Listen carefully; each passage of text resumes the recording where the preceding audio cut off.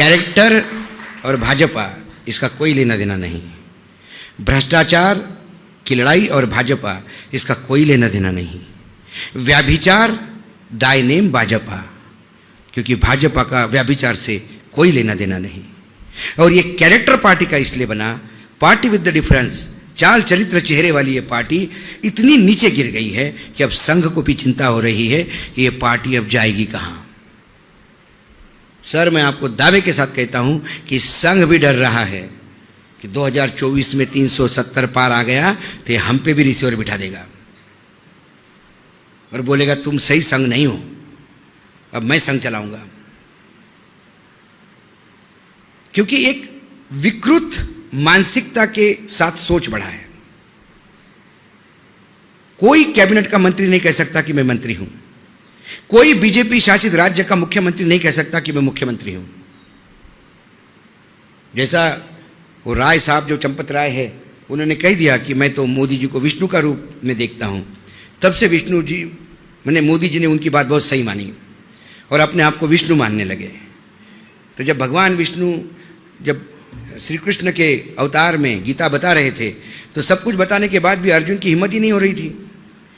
तो फिर वो श्री कृष्ण अपने आप को बताते कि मैं क्या हूँ, मैं पेड़ों में पीपल हूँ, जानवरों में शेर हूँ, मनुष्य में अर्जुन हूँ। वो अपनी व्याख्या करते हैं। वैसे मोदी जी ने व्याख्या करना शुरू कर दी, मैं महाराष्ट्र में एकनाथ हूँ, मैं मध्य प्रदेश में यादव हूँ, मैं राजस्थान में शर्मा हूँ, मैं डिफेंस मिनिस्ट्री में राजनाथ हूं, मैं हूं।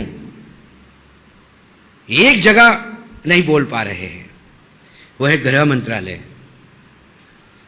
वो जब भी गले पे आती है कि गृह मंत्रालय में अमित हूं, तब अमित भाई ऐसे देखते हैं, सारों उठे नहीं हो तुम, हाँ, इधर नहीं आना। तो कुल मिलाकर कम से कम महाराष्ट्र एक ऐसा राज्य है, मैं बार बार कह रहा हूँ, मैं यदि हो सकता है मैं अतिशयोक्ति में बोल रहा हूँ, मुझे कांग्रेस पे विश्वास नहीं है। कांग्रेस पार्टी पे ही मुझे विश्वास ही नहीं है कि वो ये लड़ाई लड़ पाएगी। वो बाय डिफॉल्ट गेनर बनना चाहती है। तुम लड़ाई लड़ो, यदि मोदी जी हार गए तो हमारी विजय है, लेकिन मैं लड़ाई नहीं लड़ूंगा। तो अभी लड़ाई का जो मुख्य है वो है क्षेत्रीय पार्टियां। मुझे ममता बनर्जी से बहुत आशा है, मुझे अखिलेश से आशा है, मुझे तेजस्वी से आशा है, मुझे उद्धव से आशा है, शरद पवार से, स्टैलिन से, इन लोगों से आशा है कि ये कम से कम अपने, और महाराष्ट्र 48 सीटों का प्रदेश है, मैं बता रहा हूं आपको, महाराष्ट्र 2024 तय करेगा। मैं बार बार बोल रहा हूं, महाराष्ट्र में यदि 30 सीटों का गड्ढा हो गया तो आपने लड़ाई जीत ली। और जो 30 सीटों का गड्ढा करने के लिए आपको किसी के भरोसे नहीं रहना है, क्योंकि जब जयप्रकाश नारायण की हुंकार हुई थी, वो तो हम किताबों में पढ़ते हैं, आर्टिकल्स पढ़ता हूं, मैं तो छोटा था, दादा तो थे तब, दादा ने तो वो लड़ाई लड़ी है। तब कोई राजनीतिक दल या राजनीतिक नेता ने लड़ाई लड़ी नहीं थी, जनता रास्ते पे आ गई थी। क्योंकि जब संसद आवारा होती है तो जनता रास्ते पे उतरती है। अब संसद आवारा हो चुकी है। जिस संसद में विरोधियों को बोलने नहीं जाता, निष्कासन का रास्ता अपनाया जाता है, जिस संसद में बिना चर्चा किए बिल पास होते हैं, जिस संसद में रिकॉर्ड पे झूठ बोला जाता है और झूठ परोसा जाता है, उसे आवारा नहीं कहेंगे तो क्या कहेंगे? जहां स्पीकर बंधुआ मजदूर बनता है सत्ता का, जहां राष्ट्रपति मौन धारण करके बैठती है, ना कोई दिखती है उनको, ना कोई सुनाई देता है, ना कोई बोलने के लिए तैयार है। जब मणिपुर जल रहा था तो एक दिन मुझे फ़ोन आया रात को 9 साढ़े 9 बजे, संडे का दिन था, ड्राइवर नहीं था, मैं गाड़ी चला रहा था, फ़ोन बार बार बज रहा था। तो मुझे लगा पता नहीं कौन रात को 9 बजे इतना क्यों बार बार फ़ोन कर रहा। तो मैंने गाड़ी साइड को लगा के इरिटेट होते पूछा, बोले हेलो, बोले अशोक, बोले कौन? महिला का आवाज़ था। बोले अनुसुईया। बोले कौन अनुसुईया? अनुसुईया तुम्हारी बड़ी दीदी अनुसुईया उइके बोल रही हूं, मणिपुर गवर्नर। मैंने अरे क्योंकि जब कंबाइन मध्य प्रदेश था तब से हम जानते थे उनको, हमारी पत्रकारिता और उनकी राजनीति साथ में शुरू हुई। तो ऐसे कई नेता हैं कि स्ट्रगल के दिनों में वो हम साथ में बैठ के एक दुकान पे चाय पीते थे कि मेरा टिकट कट रहा है, हमने बोला यार हमारी भी औकात नहीं दिलवाने की, ऐसी बात होती थी। इसके एक बार मिल को देखो दीदी, इसको मिल के देखो, तो वो संबंध थे। बोले अशोक दिल हल्का करना है, तुझसे बात करनी है। मैंने बोलो दीदी क्या हुआ?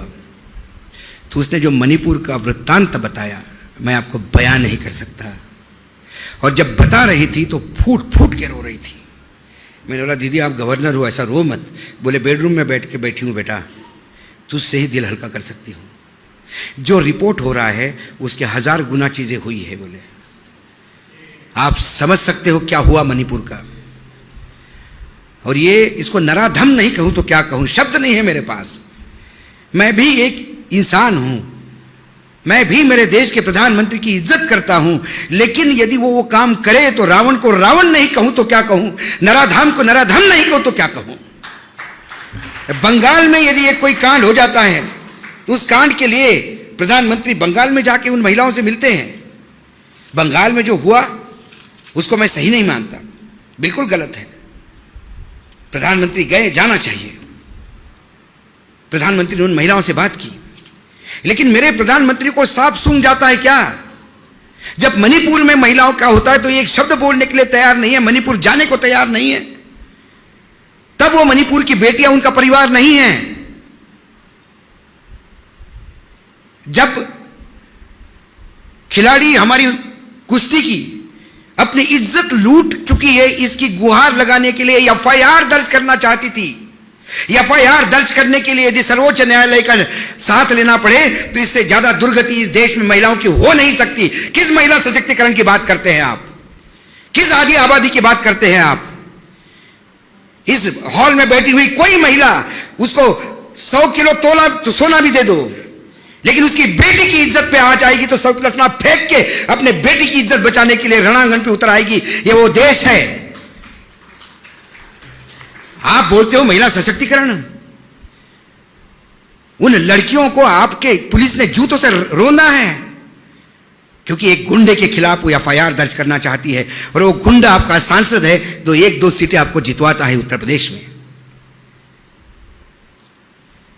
गुजरात लॉ कॉलेज अभी का एक्सपीरियंस, अभी का है, ज्यादा नहीं। Gujarat national law college campus में लड़कियों के हॉस्टल में मैसिव व्यभिचार हुआ लड़कियों के साथ, और लड़कों के हॉस्टल में घुस के उन्होंने लड़कों के साथ भी व्यभिचार किया। यूनिवर्सिटी ने खबरें दबा दी। रजिस्ट्रार ने कहा कि ऐसा कुछ हुआ ही नहीं हमारी यूनिवर्सिटी में। एक लड़की ने अपनी पीड़ा सोशल मीडिया पे दी। वहां के उच्च न्यायालय की न्यायाधीश थी, उसने सुओ मोटो एक्सेप्ट करते हुए इस केस को ओपन किया और उसने कहा अपने ओपनिंग रिमार्क में कि हम मुंह दिखाने के लायक नहीं रहे हैं। यदि लॉ यूनिवर्सिटी में ऐसी बातें होती है, जो देश के लोगों के कानून के अधिकार की रक्षा करने के लिए जो फौज तैयार हो रही है, यदि वो अपने ही अधिकारों का रक्षण नहीं कर पाती तो इससे ज्यादा शर्मसार बात नहीं हो सकती। उन्होंने हाईकोर्ट के रिटायर्ड जज हर्षा देवानी को इंक्वायरी करने के लिए भेजा और जो इंक्वायरी रिपोर्ट आ गई तो रोंगटे खड़े करने वाली थी। जो संदेश खली में हुआ वो उसका 1% है, मैं दावे के साथ कहता हूं। राम राज्य 35 साल का गुजरात में सरकार है, राम राज्य की बीजेपी की 10 साल से डबल इंजन की सरकार है। विष्णु का अवतार समझने वाले नरेंद्र मोदी का गृह प्रदेश है, महात्मा गांधी की भूमि है, सरदार वल्लभ भाई पटेल की भूमि है। पटेल का स्टैचू बड़ा करने से पटेल की महानता नहीं होती। अरे पटेल के गुणों का कुछ तो अपने में लिया होता। प्रधानमंत्री गए क्या? उसके बाद 4 बार गुजरात गए। लॉ यूनिवर्सिटी की वो लड़कियों को मिलने नहीं गए। शर्म आती है। वो लड़कियां पाकिस्तान की हैं, चाइना से आई हुई है। 145 करोड़ इस देशवासियों में से वो नहीं हैं। झूठ बोलते हैं जब मैं बोलते हैं कि मेरा देश पूरा मेरा परिवार है। इसका कोई परिवार नहीं है। यह सिर्फ खुद ही अपना परिवार है। इसको उद्योगपति अपने फैंसी ड्रीम्स करने के लिए चाहिए। इसको अपने पत्रकार भाट चाहिए, अपने चरण भाट, जो रोज इसकी भटेती करे, इसके कसीदे गाए। इसे अपने पार्टी में वो तमाम नेता चाहिए जो नीचे मुंडी करके आंख बंद करके बैठे। इसे विपक्ष तो चाहिए ही नहीं। और उसके बाद ये कहता है कि महिलाओं के लिए मेरी माँ बर्तन मांजती थी, तो अरे तुम्हारी माँ बर्तन मांजती थी तो तुम उस गरीबी का बदला बाकी लोगों के बच्चों से क्यों ले रहे हो? हर एक के माँ बाप ने कोई करोड़पति बन के नहीं आया। हर एक के घर में संघर्ष हुआ है। धीरू भाई अंबानी भी पेट्रोल पंप पे पेट्रोल बेचते थे। इसका मतलब कल अनिल अंबानी और मुकेश अंबानी पेट्रोल पंप पे पेट्रोल बेचने वालों को जूता ही मारना शुरू करें सुबह शाम तक। इस साल मेरा बाप बैठता था, मेरे को बड़ा बुरा लग रहा है। इनके पास मुंह नहीं है सवाल खोलने का। और इसके बाद भी देश का विकास, मैं बोलता हूं कहां है विकास? पैरामीटर्स मेरे पास आइए। देश का विकास कहां है? बोले जीएसटी बढ़ा। जीएसटी से बड़ा फ्रॉड नहीं है। और ये जब आपको अंधभक्त बोलते हैं ना कि जीएसटी इतना बड़ा, फिर भी कहते हो इकोनॉमी ठीक नहीं है। जीएसटी कैसा बढ़ा? फरवरी का जीएसटी बताता हूं। अभी अब हम मार्च में हैं, फरवरी का जीएसटी बताता हूं। 1,63,337 करोड़ रुपए जीएसटी फरवरी। उनमें से central GST 31,785 crore, state GST 39,615 crore और आईजीएसटी 84,094 करोड़। ये आईजीएसटी क्या है? ये इंटर बिलिंग और उससे ज़्यादा इंपोर्ट से मिलने वाले टैक्सेस है। यदि टोटल जीएसटी में सेंट्रल जीएसटी और स्टेट जीएसटी से भी ज़्यादा इंपोर्ट पे टैक्स लगा के और सेस लगा के यदि आप पैसा कमाते हो तो ये देश नीचे जाना तय है। क्योंकि जो देश इंपोर्ट पे टैक्स लगा के अपनी ड्यूटी कमाता है वो अपने देश को बर्बादी के कगार पे ले जा रहा है। क्योंकि हमारे देश में इंपोर्ट ज्यादा, एक्सपोर्ट कम और 200 अरब डॉलर का घाटा है।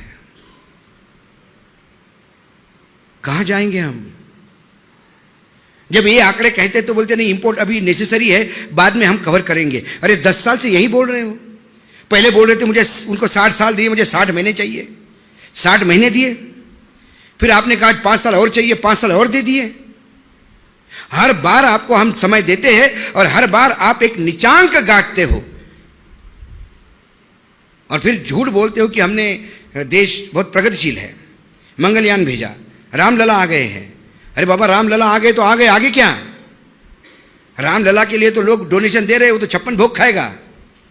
लेकिन रामलला के वहां जो दिए लगते हैं, 85 लाख दिए और 80 लाख दिए और 90 लाख दिए का जो Guinness book of world record बनाते हो, वो दिया बुझने के बाद उस दिए से तेल लेने के लिए छोटी छोटी बच्चियां पुलिस के डंडे खाती है। शर्म आनी चाहिए,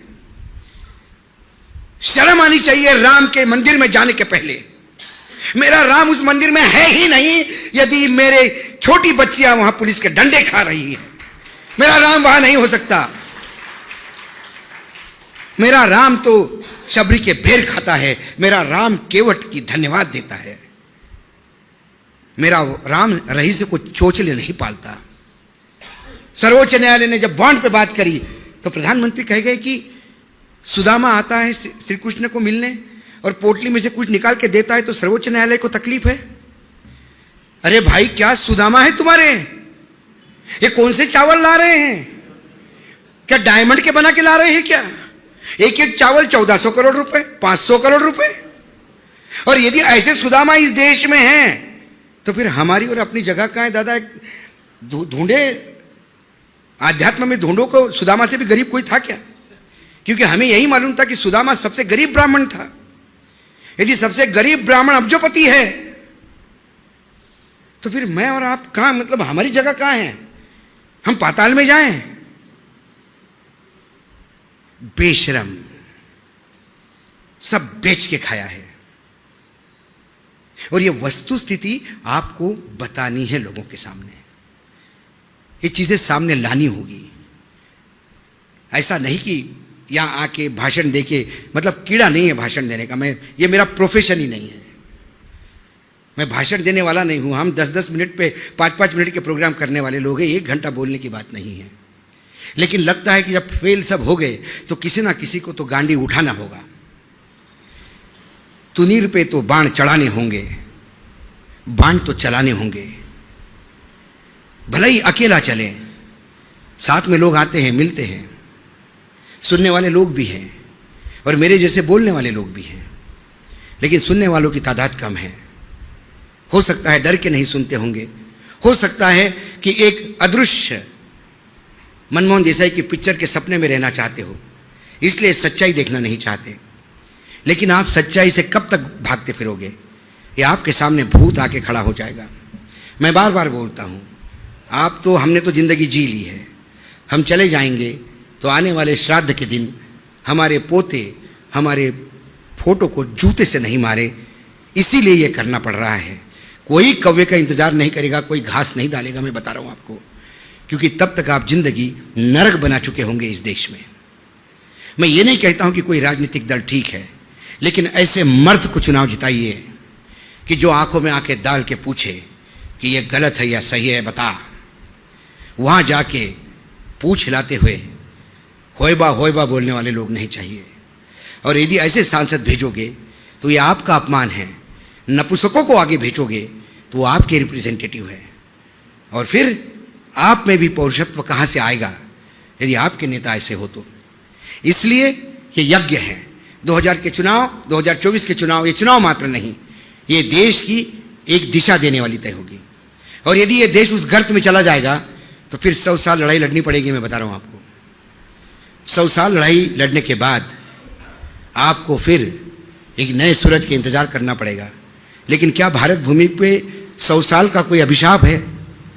मुगल आ गए 100 साल चले गए, अंग्रेज आ गए 100 साल चलेंगे, और ये फैसिस्ट लोग आएंगे, धर्मांध लोग आएंगे और ये 100 साल राज करेंगे, देश बचेगा नहीं। ये देश को बचाना है। हमने और आपने क्या खोया होगा, लेकिन जिन लोगों ने खोया वो ऊपर बैठे हैं, एक दिन हमको भी ऊपर जाना है, जवाब तो देना है। वह कम से कम नज़र में नज़र तो भिला सकते हैं कि हाँ, हमने जितना हो सका उतना तो किया, बाकी सब जाने। इसीलिए मैं धन्यवाद देता हूँ दादा को। दादा ने कहा, मैं आज पढ़ रहा था, बहुत बढ़िया, एक बहुत बड़े सटायरिस्ट थे, व्यंग्यकार, हरिशंकर परसाई, मध्य प्रदेश में बहुत ज़बरदस्त व्यंग्यकार। तो मेरा सौभाग्य रहा कि मैंने उनको आमने सामने देखा है, ब्लड फ्लैश में मैंने उनका इंटरव्यू किया है, और बहुत जिंदा दिल इंसान थे, लेकिन वो अंतिम दिनों में थे, उनके 6 महीने बाद उनका देहांत ही हो गया, तो मैं उतना ही सौभाग्यशाली समझता हूँ। तो उन्होंने कुछ लाइनें लिखी है, चंदा मांगने वाला और चंदा देने वाला एक दूसरे की शरीर की गंध बाखूबी पहचानते हैं। लेने वाला गंध से जान लेता है ये देगा या नहीं, और देने वाला भी मांगने वाले शरीर की गंध समझ लेता है कि यह बिना लिए टल जाएगा या नहीं। यह हरिशंकर परसाई ने तब लिखा था जब उन्हें नरेंद्र मोदी नाम के कैरेक्टर के बारे में जानकारी नहीं थी। नहीं तो वो नहीं लिखते, वो ये लिखते कि वर्तमान में जिसको चंदा लेना है वो आगे जो भी सज्जन आए उसके शरीर पे केमिकल डाल के गंध पैदा कर लेगा कि मुझे गंध आ रही है, तू चंदा देगा। बोले माए बाप मैं नहीं, गंध आ रही है, ईडी सीबीआई बाहर बैठी है, देख ले, देगा। तो डरो मत, ये बहुत बड़ा शूरवीर नहीं है। जो आपको डराता है उससे बड़ा डरपोक कोई नहीं होता। और इसके कई उदाहरण मैं देता हूँ, और एक मोदी जी का स्वयं का उदाहरण मैं दूंगा, और ये कोई झूठ नहीं है, ये रिकॉर्डेड बात है, ये आपको पुलिस की डायरी में रिकॉर्ड मिलेगा। बात ये हुई है कि मोदी जी नए नए चीफ मिनिस्टर बने थे, और गांधीनगर में नया राजधानी बना था, तो सारे बंगले मंत्रियों की एक तरफ, और एंड में बड़ा बंगला मुख्यमंत्री का। रात में धड़म करके आवाज़ आई, मुख्यमंत्री जी जो पैर में था, जो कम शरीर पे था, वो लेके भागे घर के बाहर, और जोर जोर से चिल्लाने लगे, गाड़ी खोलो, गाड़ी खोलो, गाड़ी खोलो। गाड़ी बुलेट प्रूफ थी। तुरंत ड्राइवर रात के 1:30-2 बजे नींद में भागा आया, उसके पास जो भी पहना था, बोला गाड़ी निकालो गाड़ी निकालो। सिक्योरिटी अलर्ट हो गई, सबको गया कि सीएम बाहर निकल रहे हैं, कहाँ जा रहे हैं किसको पता नहीं। डीजी तक बात हो गई, सारी पुलिस वाले रास्ते पे आ गए, सीएम कहाँ जा रहे हैं, सीएम कहाँ जा रहे हैं। सीएम अहमदनगर की तरफ अहमदाबाद की तरफ निकले तो रास्ते में सब डीजी वगैरह सब आ गए, घेर लिया। बोले सर क्या हुआ? फिर ये गाड़ी से भी उतरने में बाहर डर रहे थे, तो इन्होंने कांच नीचे की। बोला बम से हमला हुआ है घर पे। सबके पैरों की जमीन खिसक गई, नरेंद्र मोदी के घर पे बम पे हमला। उसके बाद इन्वेस्टिगेशन हुआ, उनको सेफ जगह पे लेके जाया गया, सारे लोग लग गए इन्वेस्टिगेशन में। हुआ यूँ था कि पीछे से एक बाईपास जा रहा था, उस बाईपास पे एक ट्रक का टायर फट गया था। समझा बुझा के उनको वापस लाया गया, लेकिन पुलिस डायरी में वो दर्ज हुआ मामला कि सूचना मुख्यमंत्री के घर पे बम से हमला, और फिर बाद ही दर्ज हुआ वो टायर फटा पाया गया। ये रिकॉर्डेड है। तो आप डरो मत, अब की बार 300 पार, अब की बार 700 पार, ये वार क्राई है।